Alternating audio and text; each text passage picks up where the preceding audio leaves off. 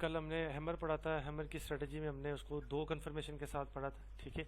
तो आज हम फिर से उसी चीज़ को दो कन्फर्मेशन के साथ पढ़ेंगे, ठीक है ना। फर्स्ट जो हमारा सेटअप होगा इन्वर्टेड हैमर का, वो हमारा होगा तकरीबन, ऐसे समझें कि उसकी एक्यूरेसी होगी 70% से लेकर, ठीक है ना, 80% तक।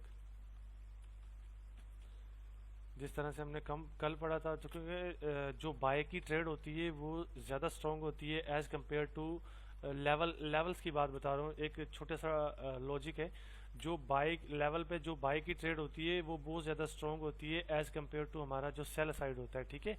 तो इस चीज़ को थोड़ा सा ना जहन में रखना। अब ये सेल साइड की जो ट्रेड है, अब आपको इन्वर्टेड हैमर पढ़ना है सेल साइड की तरफ। इन्वर्टेड हैमर का मैंने आपको कल बताया था ना कि होता कैसा है।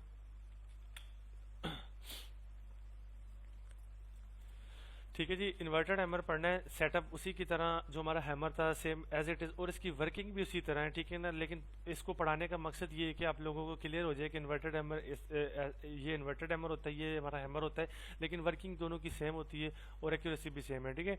अब सिंपल से ये है कि आपकी इन्वर्टेड हैमर आपका रेजिस्टेंस लेवल पर बनता है।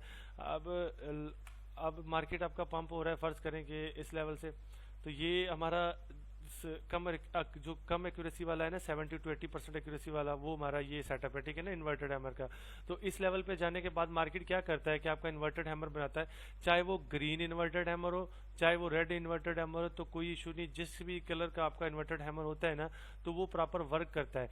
अब इसकी कंफर्मेशन क्या होनी चाहिए कि जो आपका इन्वर्टेड हैमर बने वो आपके प्रॉपर रेजिस्टेंस लाइन को टच करे, ठीक है, या उसका ब्रेकआउट करे, या उसको टच लाजमी करना चाहिए, चाहे वो बेशक उसका ब्रेकआउट कर जाए, लेकिन तब भी वो हमारा प्रॉपर वर्क करता है।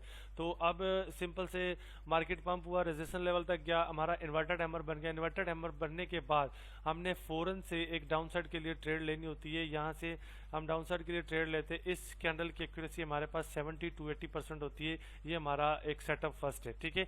इसी तरह हमारा दूसरा सेटअप है। दूसरे सेटअप में क्या होता है कि फर्ज करें आपका मार्केट पंप हो रहा है, ठीक है। तो इस लेवल से मार्केट आपका पंप हो रहा है, पंप होते हुए मार्केट आपका रेजिस्टेंस लेवल तक चला जाता है, ठीक है जी। तो ये जो अपसाइड होता है ना, ये आपका रेजिस्टेंस लेवल। अब इस लेवल पे मार्केट क्या करता है कि आपका रेड हैमर इन्वर्टेड हैमर बना रहता है, तो एक्यूरेसी दोनों की सेम रहती है, एक्यूरेसी चेंज नहीं होती इनके कलर चेंज होने से, ठीक है। तो इनकी जो रिजेक्शन होती है ना, वही मायने रखती है। तो अब मार्केट ने ये बनाया, तो उसके बाद हमने एक चीज़ की अगर हमने इस ट्रेड की एक्यूरेसी बढ़ानी है, तो हमने सिंपल से क्या करना है, तो हमने जो प्रीवियस कैंडल है उसका लो मार्क कर लेना। ये है प्रीवियस कैंडल का लो, ठीक है। तो प्रीवियस कैंडल का हमने लो मार्क लिया। अब हमने वेट करना है कि नेक्स्ट दो या दो से कम दो, ठीक है, दो से ज़्यादा नहीं होनी। दो से ज़्यादा होंगी तो हमारा सेटअप फेल हो जाएगा। दो ऐसी कैंडल आनी चाहिए जो इसका ब्रेकआउट दे या इसको प्रॉपर टच करे। तो टच करेगी तो हमने नेक्स्ट किसके लिए जाना है, नेक्स्ट एक डाउन साइड के लिए हमने ट्रेड करनी है, जिसकी एक्यूरेसी हमारे पास होती है तकरीबन 80 to 90%, ठीक है। तो अब नेक्स्ट सिंपल ये है कि एक कैंडल आती है, इसका ब्रेकआउट देती है, इसको प्रॉपर टच करती है इस तरह से। तो इसके कैंडल के आने के बाद हमने नेक्स्ट क्या करना होता है कि डाउन साइड के लिए ट्रेड करनी है, ठीक है।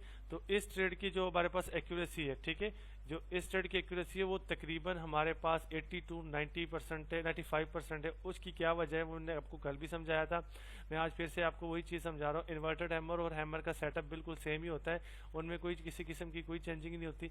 जस्ट इसमें ये होता है कि आपकी जो कन्फर्मेशन होती है वो सपोर्ट पे बन रही होती है, इसमें कन्फर्मेशन जो होती है आपकी रेजिस्टेंस पे बन रही होती है। ये एज इट इज़ वैसे ही काम करता है। ये आपको थोड़ा मुश्किल देखने को मिलता है, मतलब कि थोड़ा डिफिकल्ट हो जाता है इसको ढूंढना, लेकिन जो आपका हैमर है वो आपको बहुत अच्छे से और इजी से मिल जाता है, ठीक है। तो ये है हमारा इन्वर्टेड हैमर का सिंपल सेटअप। इन्वर्टेड हैमर जो होता है हमारा इस तरह से वर्क करता है, और दो किस्म की इसकी जो एक्यूरेसी है, ठीक है। तो ठीक है, दो किस्म की इसकी एक्यूरेसी है। फर्स्ट वन में ये था कि हम इन्वर्टेड हैमर के बनते ही रिवर्स की ट्रेड करते थे, जिसकी एक्यूरेसी हमारे पास 70 to 80% थी। ये 70 to 80% वाली एक्यूरेसी बहुत ज़्यादा कम है, ठीक है। तो 80 to 95 तक इसको बनाने के लिए हम क्या कर रहे थे, इन्वर्टेड हैमर के बनने के बाद दो या एक ऐसी कैंडल का वेट करते थे जो कि आके इसका ब्रेकआउट दे। नेक्स्ट हम फिर कंटिन्यूशन के लिए जाते थे, यानी कि डाउन साइड की ट्रेड करते थे। वो ऐसी कैंडल होती थी कि जो कि हमारे पास मार्केट में 80 to 95% तक होती है, ठीक है। तो